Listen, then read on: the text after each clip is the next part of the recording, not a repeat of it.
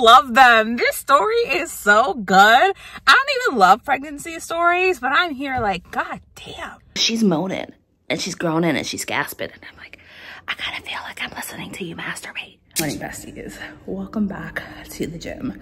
I am in the middle of a set. I'm actually doing it right now. So if you hear that, that's what you're hearing.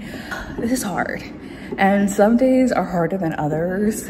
But today especially, it's very difficult. And I think it's because I'm getting sick, unfortunately. I got caught in the rain and then I sat in an air-conditioned room because I had a meeting for like an hour. And it's catching up to me. I can feel like the tightness in my chest and the soreness in my throat. And I'm bringing this up because people are like, you don't regret going to the gym. And I'm like, sometimes you do. Sometimes you push yourself to go to the gym and it just makes you feel worse. So that doesn't mean that I don't love the gym. It just means, you know, perhaps I should have recognized that I was sick and not have come. Am I gonna end my workout early? No, I'm already here. And I'm doing it, so I'm gonna keep doing it. Again, I'm doing it right now, and I've lost count of the number of reps I just did, but I'm sure I did the amount that I was supposed to do. Hello, my loves. It is later in the day, by which I mean it's like 5 p.m. A few weeks ago, I posted like a productive days in my life vlog, so that's what most of my days typically look like. But I just finished working and I'm really excited because I was doing a little bit of learning. I mentioned in that same vlog that I was considering going back to school, getting another degree in digital marketing, visual communication, and graphic design. And I think I found the program that I want to go for. I'm just a little bit concerned with financial aid and how that's going to work. I will keep you all updated as to how that goes. And if it goes poorly, I will cut it out of this clip. But besties, I am so glad that I meal prepped. Right now I'm heating up the turkey burger that I made. I'm gonna have a little burger for dinner and then I'm gonna wind down with my nighttime routine. But I want to update you on my reading because when I was driving home from work yesterday, by the way, so fucking scary because it was pouring with rain. And if you haven't experienced Florida storms, it's just like a wall of water. Can't see shit. So I was like, take the exit. Bitch, I can't even fucking see the exit. What exit? So thankfully I'm home, I'm safe. It was fine. The rain eventually stopped. But on that drive, I was listening to Ready or Not, which I completely forgot was on my TBR until I was just scrolling through Goodreads one day. And this is a story of a woman who gets pregnant from a one-night stand. And she ends up with like a male friend or someone that she's associated with who is not the father of the baby, but who steps up. What's that saying that people love to say as a joke? I'm not your father. I'm the father who stepped up, for like stepfather, something like that. That's who he is. I don't typically love pregnancy stories, but I also don't hate them either. This one so far, I'm about 45 minutes in. It's just funny. I think that it's really funny. I'm loving the humor of our main female character, and I find her very personable. Why do I sound like an old woman when I say that? I hope you know what I mean. My brain's kind of fried at this point, but I am really enjoying that. I am going to continue with it, but because this is a much more chill vlog because of how I've planned my content throughout the month of September, I have all the time that I need to finish it, which means you get to actually watch a reading vlog and not just a lifestyle vlog with some reading in it.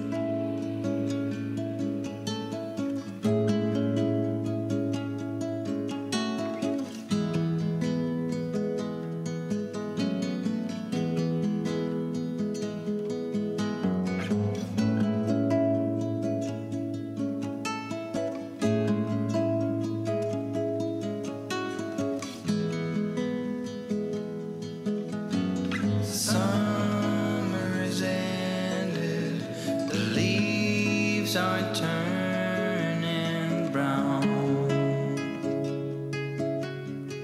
red and yellow, soon they'll be falling down. Now, I'm not ready, not just yet. I'm not ready for autumn. Autumn comes too soon.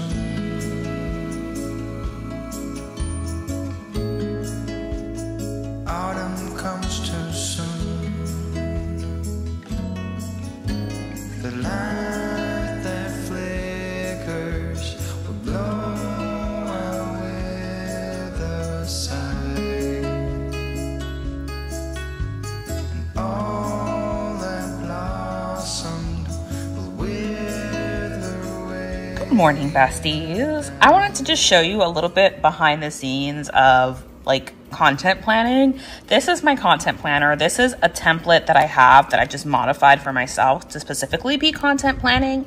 But this is my schedule and my calendar. And then I keep track of all of the videos that I already filmed, and then I have the check mark for the videos that I have already posted. And let me just tell you, this is so helpful for keeping me on track, especially because I have other obligations. I have a full-time job, so it's very easy for me to forget what it is that I want to do. And I use that in combination with like a weekly to-do list, which I just have a template in the reminders app on my phone. Why do I have a little white dot on my head?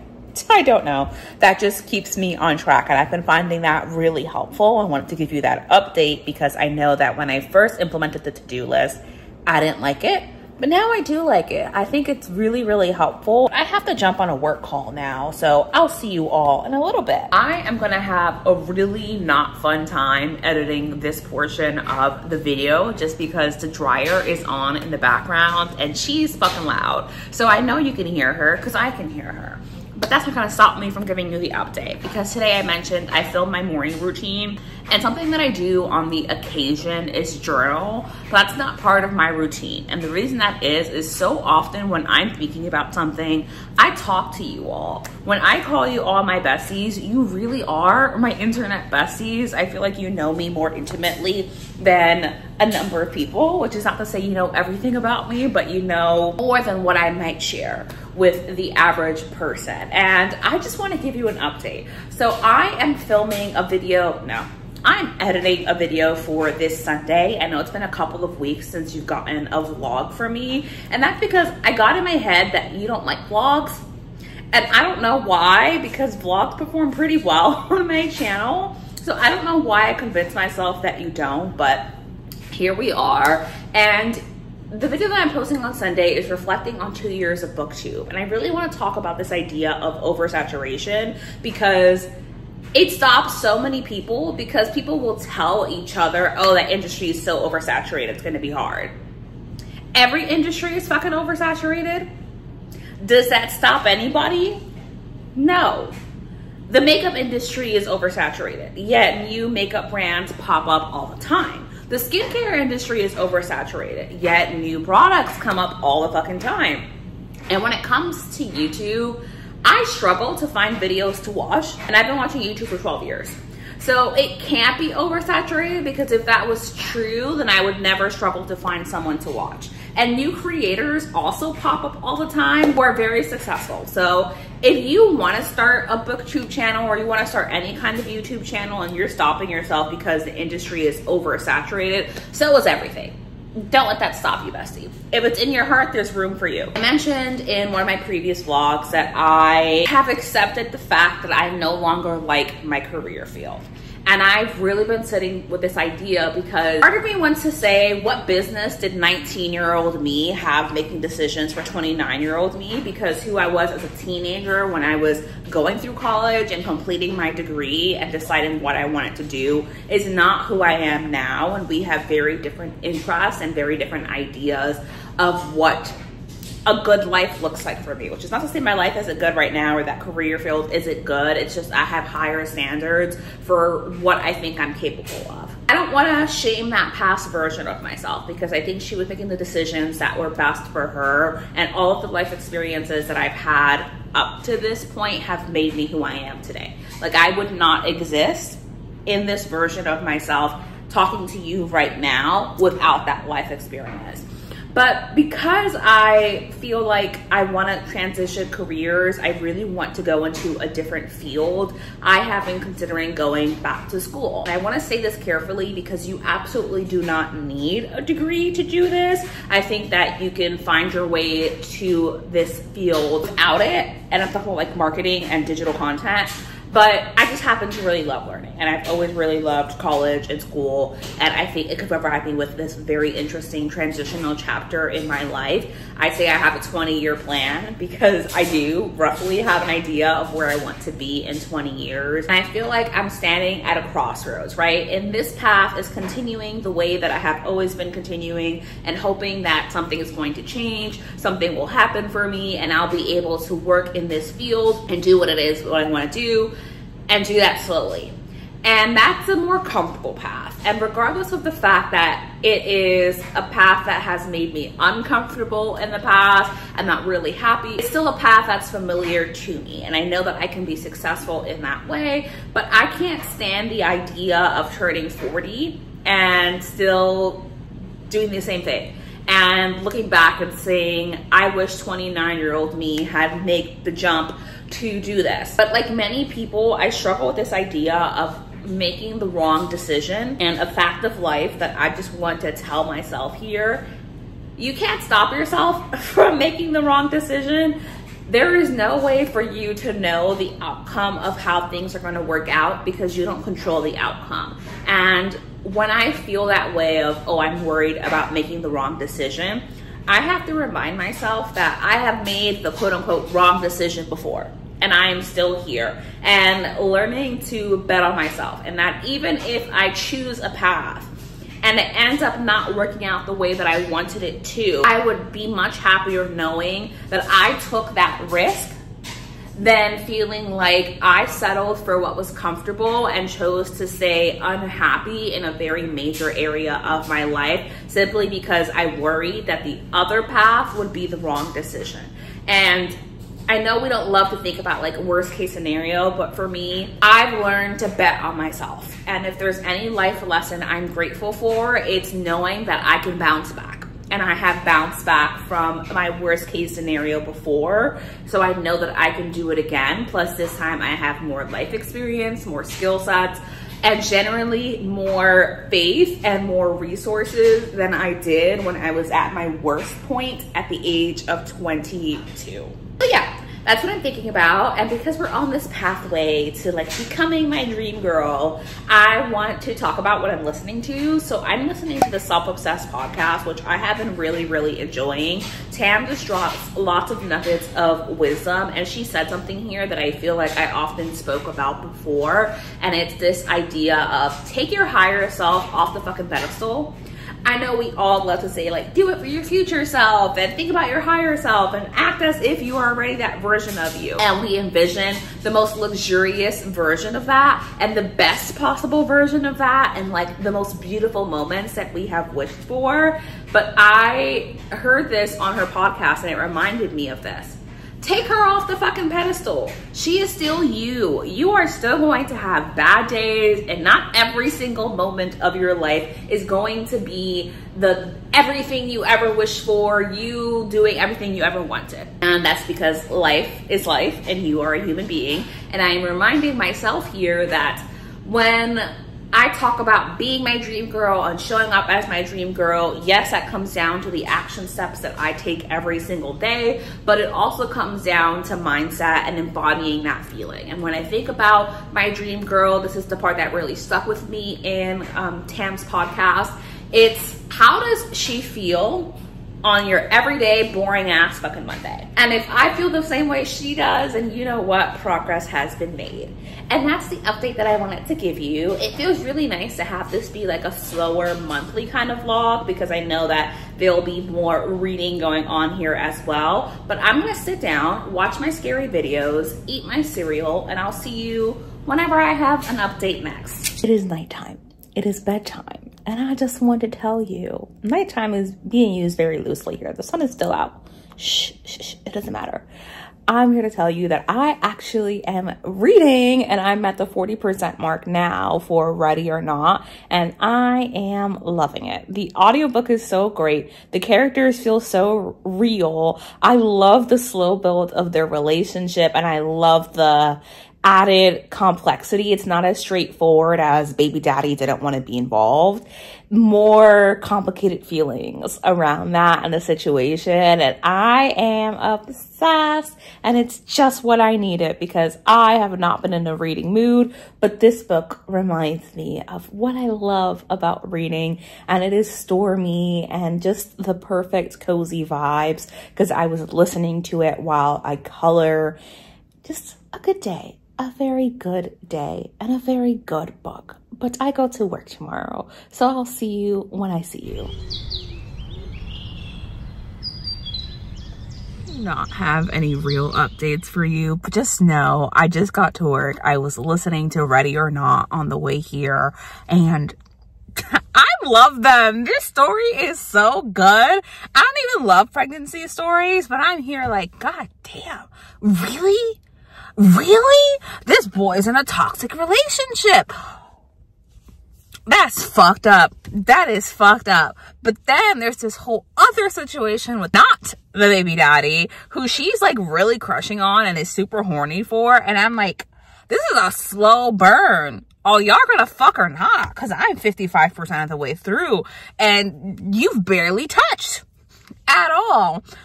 When that payoff happens, it's gonna be good.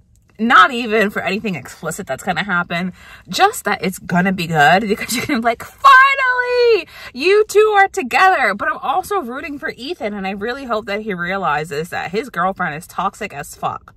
Like, genuinely, he is in a very not healthy relationship right now. Though, I just don't understand how that could possibly be explained. Oh my gosh. Okay, I'm watching Loie Lane because I really like Loie. I love her videos. I think she's so pretty.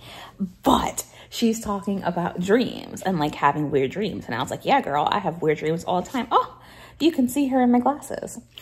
Okay. And I was like, yeah, I have been having really strange, like vivid dreams this year. And then I was trying to pinpoint why. I'm like, I don't think it's anything. And here's why they feel so vivid and strange to me. Before, when I would have dreams, it's almost like I was the narrator of those dreams. Like, it wasn't really me. It was somebody else that I was watching. But in the recent years, it's me. And that's why the dreams feel so vivid this year, because in each and every reality of this dreamscape, it is always me. I just thought that was funny. And because I want my videos to feel like slumber party vibes, I've got to tell you, that was such a startling realization for me. Good morning, friends. It is in fact time to go to work again. I had to get gas and I also stopped at Wawa's to get some breakfast. So I'm gonna head out now, hit the road is the word I'm looking for. But I got like this little coffee from their pre-made coffee station. So I'm really hoping that it will be delicious and wake me up. Before this, I wasn't a coffee drinker, but honestly, 5 a.m. wake up calls will do that to you. And also, remember when I said, oh, I was cramping the day that I filmed my morning routine and I don't know why I'm not on my period? Guess who made her appearance for the first time in like 4 months? Love that for me. I'm almost done with Ready or Not. And I'm completely shocked by how much I love this book. I won't tell you what I think I'm going to give it, but just know, obsessed with it. Of course, we finally get the moment when they get together. And I'm like, yes! And the vibe this has is, if you had a best friend and for some reason she went away somewhere, y'all stopped really checking in with each other and speaking for a little while, and then she reaches back out to you and it's like no time has passed at all, you're besties, and she's telling you all the shit that happened in like a 10-hour voice note. But she was a really good storyteller. This is what it's like. It does not feel like I'm reading a book. It feels like I'm listening to a voice note from my best friend. And damn, does she have the fucking tea for me of what happened. But also, I think the author is being a little too generous and lovey sunshine to the whole situation with Ethan, who is baby daddy. This man's relationship, toxic. She monitored his phone calls. She forbade him from speaking to the mother of his child.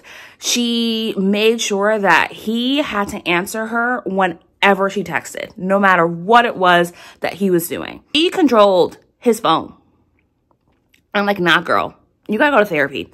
You gotta go to therapy because that's fucked up. And the author is like, I'm gonna be the higher road, loving sunshine, peace girl because she's not the villain here. I'm like, she's not the villain here, but she's certainly not the innocent party here. And I think you're being too generous and too understanding with the situation with Ethan because it's been hard for me. Yes, it has been hard for you, 100%. But there's so much sympathy here. Our character Eve is choosing to take the higher road.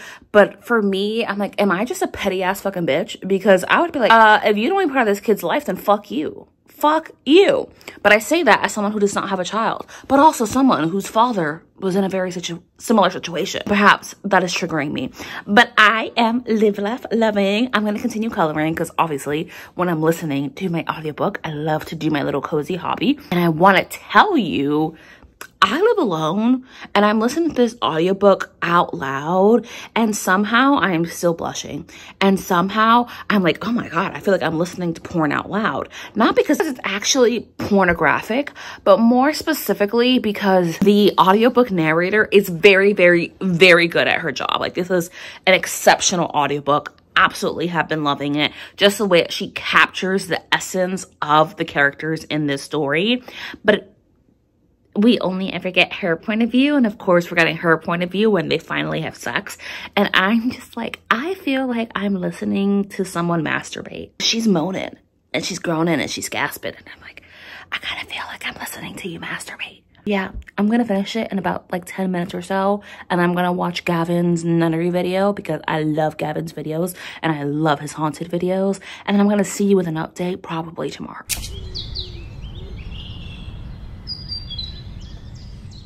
I've been betrayed. No, I'm kidding. Breakfast was delicious, but now I'm nauseous and I want to throw up. I'm like, great. I'm so happy about that. And obviously I need to fucking wash my hair and take a shower. But I wanted to tell you that I did finish Ready or Not last night and I loved it. Of course, I've been loving it the whole time. It is a solid 5-star read for me. There is no need to recap what I've already told you because you know why I love it. It is potentially going to be a favorite of the year. I think it will just because I really love the audiobook for this and how the author told this story and just like how is personable the word I'm looking for. It genuinely feels like just listening to a friend's story, which I loved, even though I don't 100% agree on everything that this character feels about motherhood. But I am not a mother, nor do I plan to be a mother unless I'm getting a dog. So I have no room to actually judge anything about this. But the other thing that I'll be reading today, because it's due tomorrow at 8 p.m., is going to be Everyone on This Train is a Suspect. And I'm going to be reading that a little bit later on, but I will give you my updates when I start it. And it's the second book. It's like a companion sequel, something like that, with Ernest, the same guy from Everyone in My Family Has Killed Someone. Everyone on This Train is a Suspect, which is like a classic murder mystery. So we'll see how I feel about that.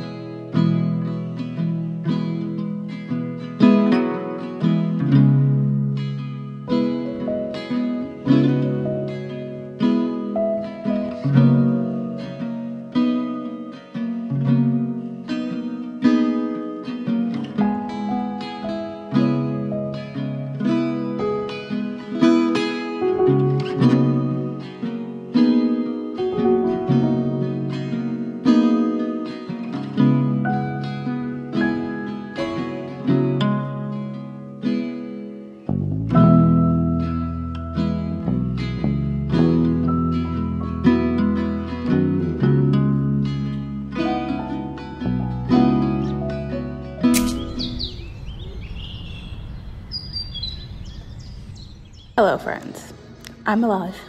I don't know what I filmed last night, if I filmed anything, but I had fun. but very much reminded of why I don't drink. So I'm gonna continue my workout, and then the rest of the day is gonna be more cozy hobbies, because I need to keep the mental state in order. Because what happens when I drink, especially when I drink as heavily as I did last night, is that usually I will get really, really, really bad anxiety and feel very insecure the next day. Combine that with the fact that I'm on my period and already feeling really sensitive. We're gonna try to fix that. So mental health gym time first. I'm getting ready for bed. I just finished my nighttime skincare routine, and I want to have a little bit of a yappy yap with you all as I lay down on the couch at this very strange angle.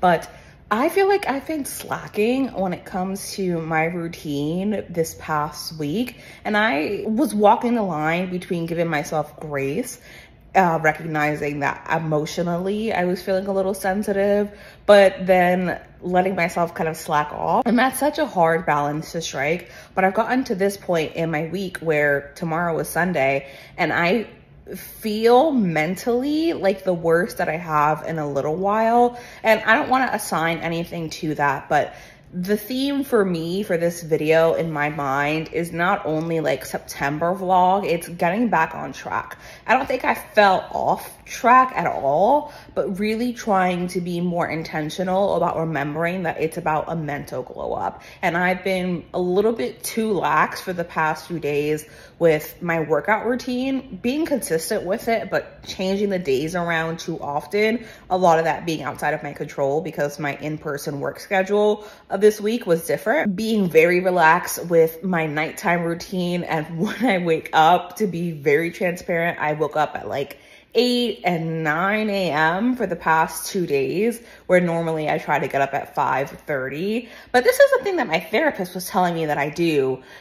Everything is all or nothing in my head, because saying that out loud, I'm like, I slept in for 2 days and I feel like I fell off track. Anyway, besties, I just did my closing shift, which that I definitely fell off track with. I did my skincare, I brushed my teeth, and I have not been intentional this week about getting off my phone at a certain time. So I want to get back into doing that. It is about 5 minutes before 7:30. So you are the last people I'm talking to on the phone before my mommy, who I speak to every night, as you all know, especially if you saw my micro habits video. You know that talking to my loved ones is something that is very important to me, and I aim to do that every single day. So I'm gonna get into bed.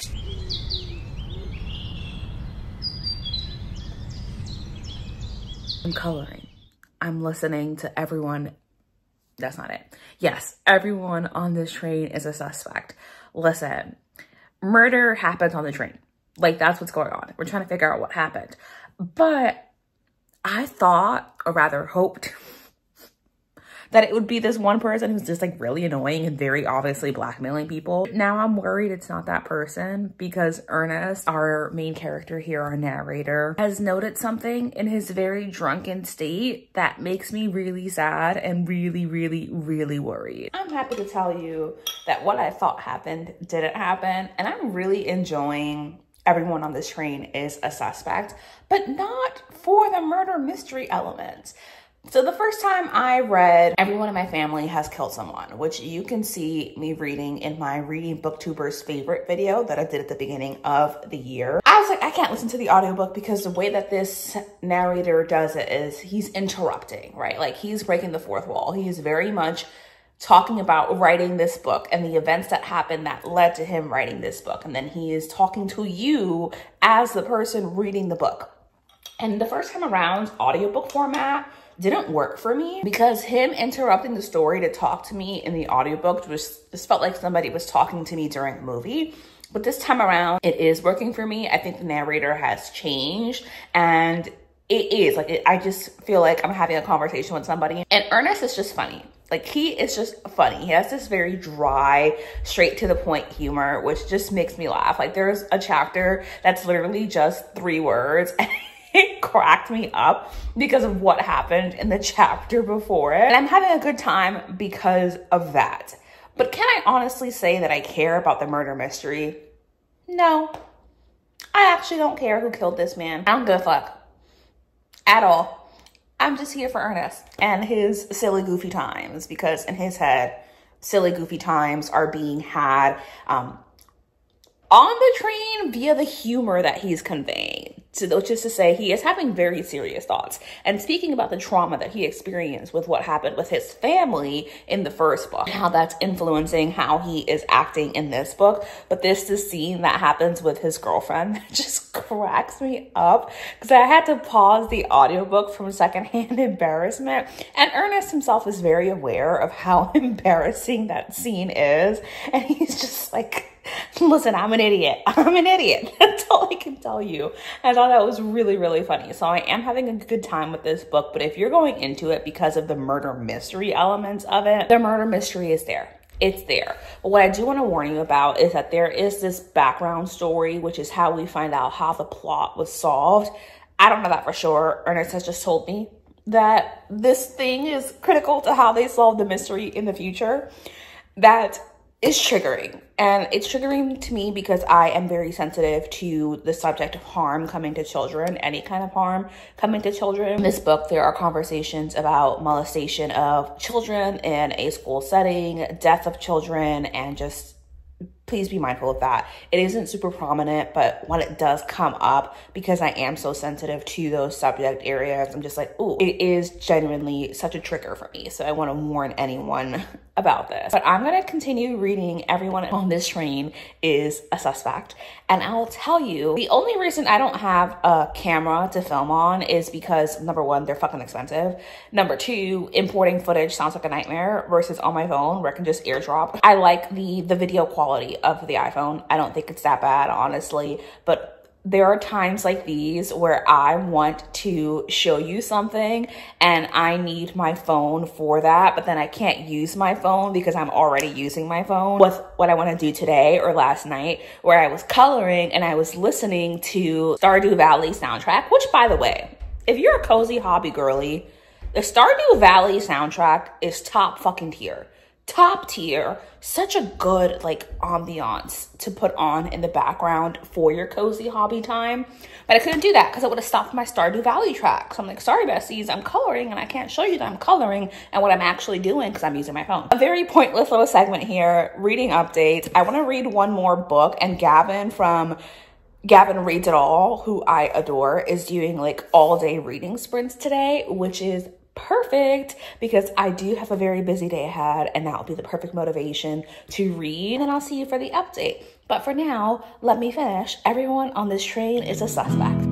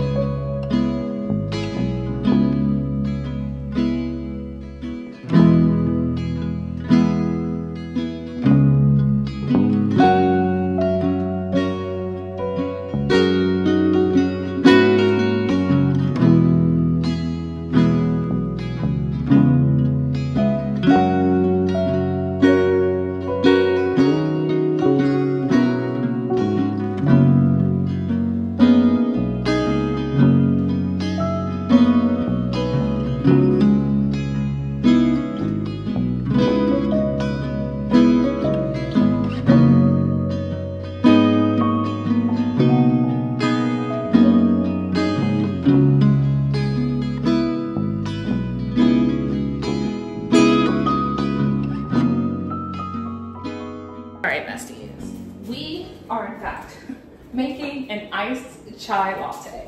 I saw Gabby from Gabby Reads. She uses like the Oregon chai, so I got that because I love freaking chai. Like, I love chai lattes. They be pricey. They're pricey. So, homemade chai it is.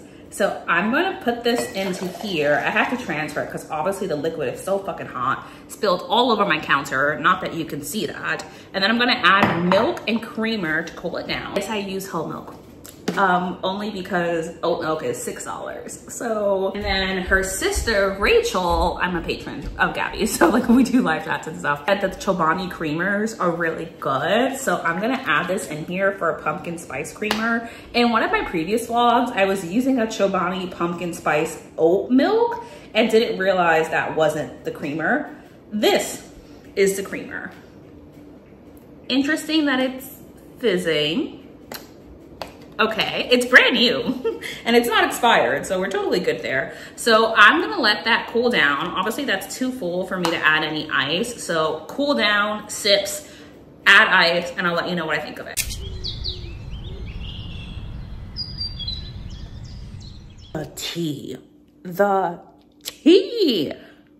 I was like, whatever the murder, but now I'm like, damn, really? Oh my God. I can't believe it. Like, just the twists and turns. And I'm like, I was not expecting that. Continuing to have a very good time reading everyone on this train is a suspect. Good morning, my darlings. It is 7:30 a.m. Apologies now because I'm in my office and the air conditioning is on, so she's loud. But I did finish Everyone on This Train is a Suspect last night, and I'm giving it 4.5 stars. I really enjoyed the experience of reading this and genuinely have such a good time being in Ernest's point of view. And there were definitely just a bunch of plot twists that I was not expecting. I wouldn't say this is like the perfect murder mystery, and as I mentioned in a previous clip, I didn't 100% care about the murder mystery here, but genuinely I just had a fun time being with Ernest, and I view this as like a really good brain off book where you just want to be entertained. I highly recommend the audiobook for this just because it was really well done. However, I mentioned before that I had issues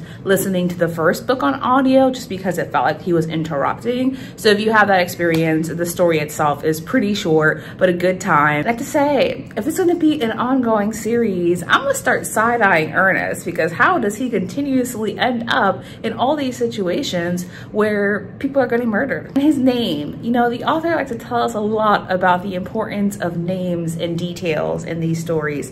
And I'm like, Ernest Cunningham. Interesting. So I hope that this series does continue. I don't know how the author would do it, but I loved it. And I just want to say, if you've read this book, the final chapter, the epilogue, I was like, no, the fuck, you did it. That's crazy. But yeah, you can see from my facial expressions that I had a great time. However, your girl is at work, so I have to get back to work. Hey besties, and that brings us to the end of this video. Thank you so much for hanging out with me. I had a blast spending the month with you, and of course, I'm gonna see you in my next vlog. Bye!